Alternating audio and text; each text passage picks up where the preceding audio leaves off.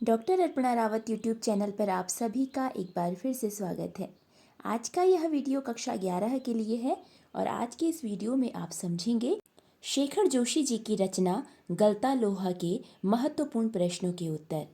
यदि आपको वीडियो पसंद आए तो इसी तरह के अन्य वीडियो भी आप इस चैनल पर देख सकते हैं। प्रारंभ करते हैं। पहला प्रश्न है, गलता लोहा पाठ के लेखक कौन है? गलता लोहा पाठ के लेखक शेखर जोशी जी हैं। गलता लोहा गद्य की कौन सी विधा है? गलता लोहा गद्य की कहानी विधा है।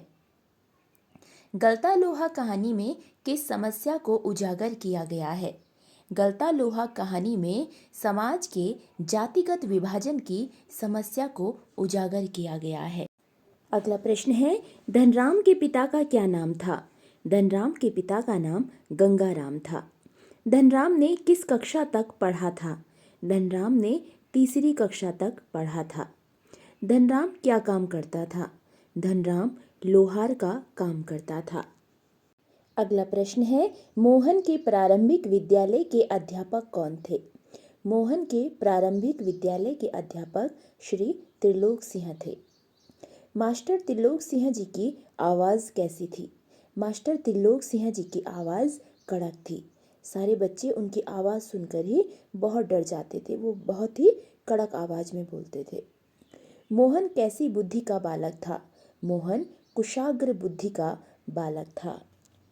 अगला प्रश्न है, मोहन के पिता का नाम क्या था?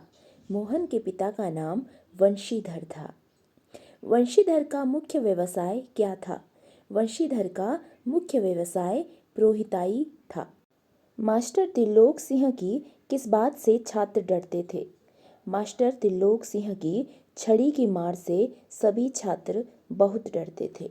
एक तो वे कड़क आवाज़ में बोलते थे और ऊपर से वे मारते भी थे बच्चों को, तो इसलिए उनकी छड़ी से बच्चे बहुत डरते थे। अगला प्रश्न है, शैतानी करते हुए बच्चों को सांप क्यों सूंघ जाता था? शैतानी करते हुए बच्चों को मास्टर त्रिलोक सिंह को आता देखकर सांप सूंघ जाता था, क्योंकि बच्चे उनको देखकर बहुत डरते थे और जैसे ही वो उनको आता हुआ देखते थे तो वे बहुत डर जाते थे, चुप हो जाते थे। प्रार्थना कर ली तुम लोगों ने, यह कथन किसका है? प्रार्थना कर ली तुम लोगों ने, यह कथन मास्टर त्रिलोक सिंह जी का है। जब मास्टर त्रिलोक सिंह जी विद्यालय आ रहे होते थे तो वे पास में एक दुकान थी, वहाँ बैठ जाया करते थे और वहाँ से बच्चों की आवाज़ें सुन लिया करते थे। उन्हें पता तो होता था कि मेरे गए बिना प्रार्थना नहीं होगी, लेकिन विद्यालय आते ही वे सबसे पहला प्रश्न यही करते थे कि प्रार्थना कर ली तुम लोगों ने। मास्टर त्रिलोक सिंह का प्रिय शिष्य कौन था? मास्टर त्रिलोक सिंह का प्रिय शिष्य मोहन था। मोहन पढ़ाई में बहुत अच्छा था, इस कारण मास्टर त्रिलोक सिंह जी उसे बहुत पसंद करते थे। अगला प्रश्न है, मोहन पढ़ाई के साथ साथ किस में अच्छा था? मोहन पढ़ाई के साथ साथ गायन में भी अच्छा था। विद्यालय का मॉनिटर कौन था? विद्यालय का मॉनिटर मोहन था। विद्यालय में कौन सी प्रार्थना होती थी? विद्यालय में हे प्रभु आनंद दाता ज्ञान हमको दीजिए प्रार्थना होती थी। अगला प्रश्न है, मास्टर त्रिलोक सिंह धनराम को क्या कहकर पुकारते थे? मास्टर त्रिलोक सिंह धनराम को धनुआ कहकर पुकारते थे। मास्टर त्रिलोक सिंह ने धनराम से कितने का पहाड़ा सुनाने को कहा? मास्टर त्रिलोक सिंह ने धनराम को 13 का पहाड़ा सुनाने को कहा। मास्टर त्रिलोक सिंह का सामान्य नियम क्या था? मास्टर त्रिलोक सिंह का सामान्य नियम था कि सजा पाने वाला स्वयं सजा का हथियार चुनेगा। जब कभी मास्टर त्रिलोक सिंह किसी बच्चे को सजा देते थे तो वे उसे कहते थे, जाओ टहनी लेकर आओ। मास्टर जी के संतोष को ध्यान में रखते हुए बच्चा ऐसी डंडी लाता था, ऐसी टहनी लाता था जैसे कि वह दूसरे को दंडित करने के लिए हथियार का चुनाव कर रहा हो। अगला प्रश्न है, मास्टर त्रिलोक सिंह ने क्या भविष्यवाणी की थी? मास्टर त्रिलोक सिंह ने भविष्यवाणी की थी कि मोहन एक दिन बड़ा आदमी बनेगा और अपने विद्यालय का नाम रोशन करेगा। मोहन ने ऐसा क्या किया जिससे शिक्षक त्रिलोक सिंह की भविष्यवाणी सही सिद्ध होती सी प्रतीत हुई? मोहन ने 5वीं पास करते ही छात्रवृत्ति प्राप्त की। इससे ऐसा लगा कि त्रिलोक सिंह जी की भविष्यवाणी सही सिद्ध होने वाली है। वंशीधर तिवारी की क्या इच्छा थी? वंशीधर तिवारी यानी मोहन के पिता की इच्छा थी कि मोहन पढ़ लिख कर अपने वंश की दरिद्रता अर्थात गरीबी को मिटा दे। अगला प्रश्न है, थके मोहन को वंशीधर कैसे उत्साहित करते थे? थके मोहन को वंशीधर विद्या व्यसनी बालकों का उदाहरण देकर उत्साहित करते थे। मोहन के गांव में प्राथमिक विद्यालय ही था, अर्थात 5वीं कक्षा तक ही पढ़ाई होती थी। 6वीं कक्षा में पढ़ने के लिए मोहन अपने गांव से बहुत दूर जाता था। जब वो आना जाना करता था तो बहुत थक जाता था। तो रात के समय उसके पिताजी यानी वंशीधर उसे विभिन्न ऐसे बालकों की कहानी सुनाया करते थे जो विद्या में रुचि रखते थे, पढ़ने में रुचि रखते थे, जिससे उसका उत्साह बना रहे। विद्या व्यसनी का क्या अर्थ है? विद्या व्यसनी का अर्थ है पढ़ने में रुचि रखने वाला। रमेश कौन था? रमेश वंशीधर की बिरादरी का एक युवक था जो लखनऊ रहता था। अगला प्रश्न है, 5वीं कक्षा के बाद मोहन को स्कूल जाते समय क्या पार करना पड़ता था? 5वीं कक्षा के बाद मोहन को स्कूल जाते समय नदी पार करनी पड़ती थी। मोहन के पिता ने उसे पढ़ने कहाँ भेजा?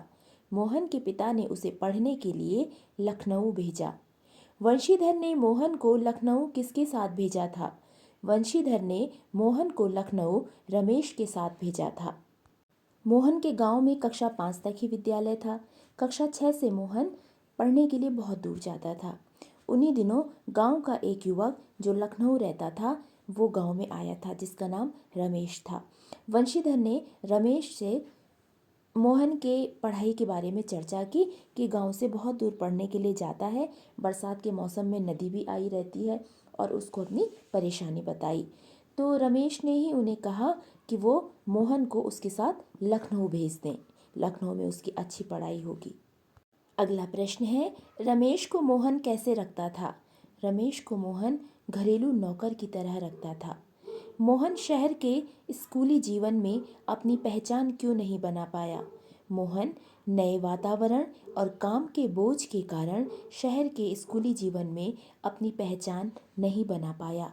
मोहन के लिए शहर का वातावरण बिल्कुल नया था और साथ ही रमेश और उसके परिवार वाले मोहन से बहुत अधिक काम करवाते थे, जिस सब के कारण वह स्कूली जीवन में अपनी पहचान नहीं बना पाया।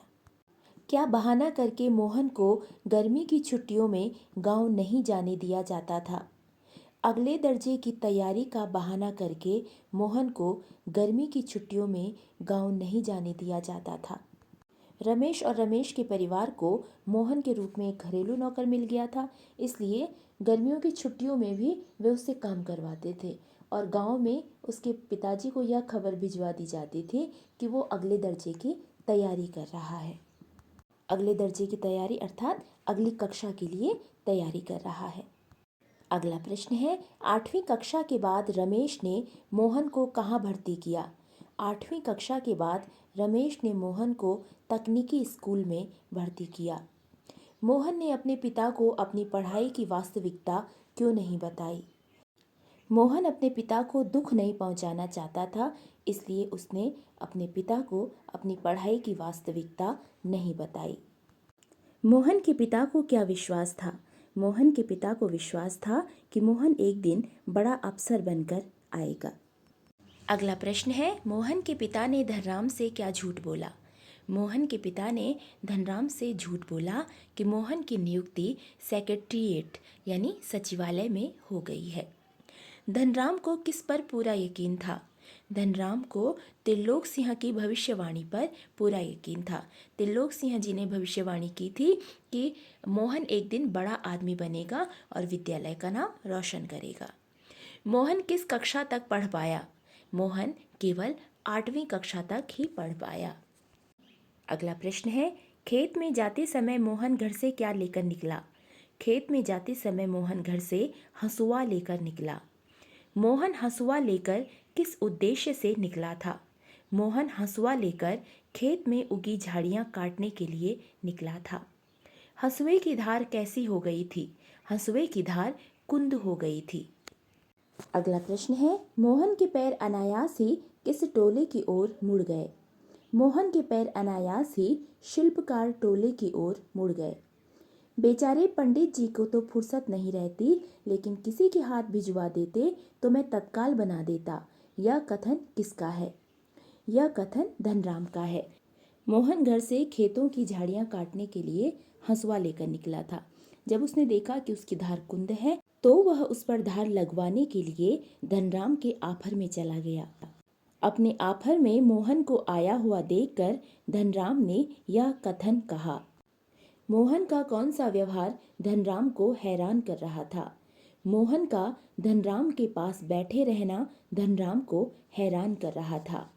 मोहन ब्राह्मण जाति का था और धनराम शिल्पकार था। उस गांव में ब्राह्मण टोले के लोग शिल्पकार टोले में नहीं जाया करते थे और न ही उनके पास बैठते थे, परंतु मोहन आज धनराम के पास बैठा हुआ था, जिस कारण धनराम हैरान था।